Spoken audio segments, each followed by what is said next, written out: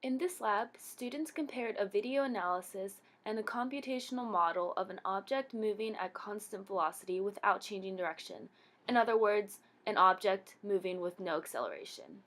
In my particular lab, I decided to use a medium apple rolling over a flat kitchen surface.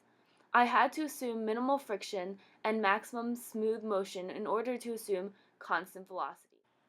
First, Tracker was used to record and analyze the data from the apple rolling across the table. As seen in the video, with Tracker, it was possible to find position and time data points. Next, using starter code, a computational model was created in GlowScript. Once the initial parameters, such as initial velocity and position, were set, the net force vector had to be found. Since force is equal to mass times acceleration, and acceleration is equal to change in velocity over change in time, I could use the initial and final velocities to solve for net force. These velocities were found using the first two and last two position and time data points from Tracker, since velocity is equal to change in position over change in time. Once this information was entered into the code, my computational model was able to run. After collecting the data points from Tracker and GlowScript, it was possible to put data from both models on one graph.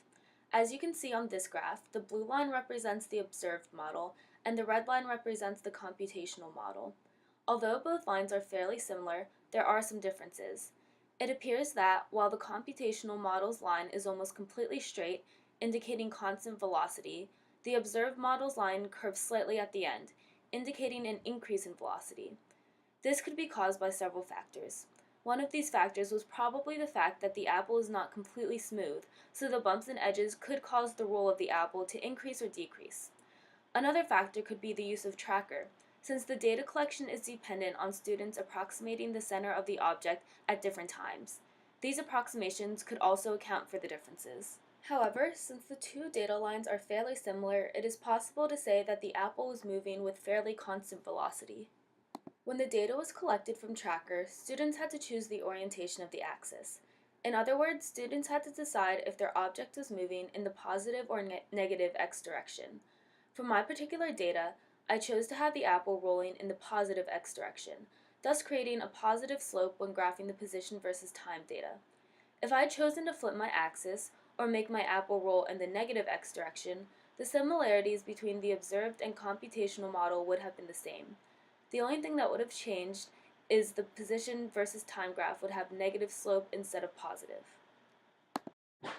The observations can be predicted well by the computational model when you set the net force equal to 0 in the model.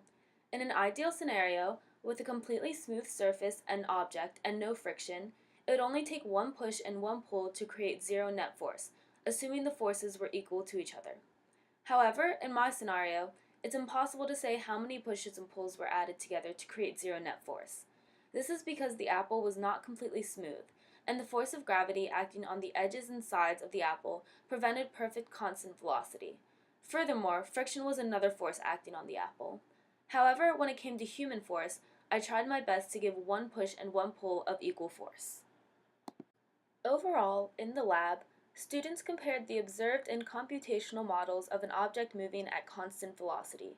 This comparison was made using Tracker and GlowScript, as well as Excel to graph the data. Newton's second law also helped students find the net force vector in the computational model.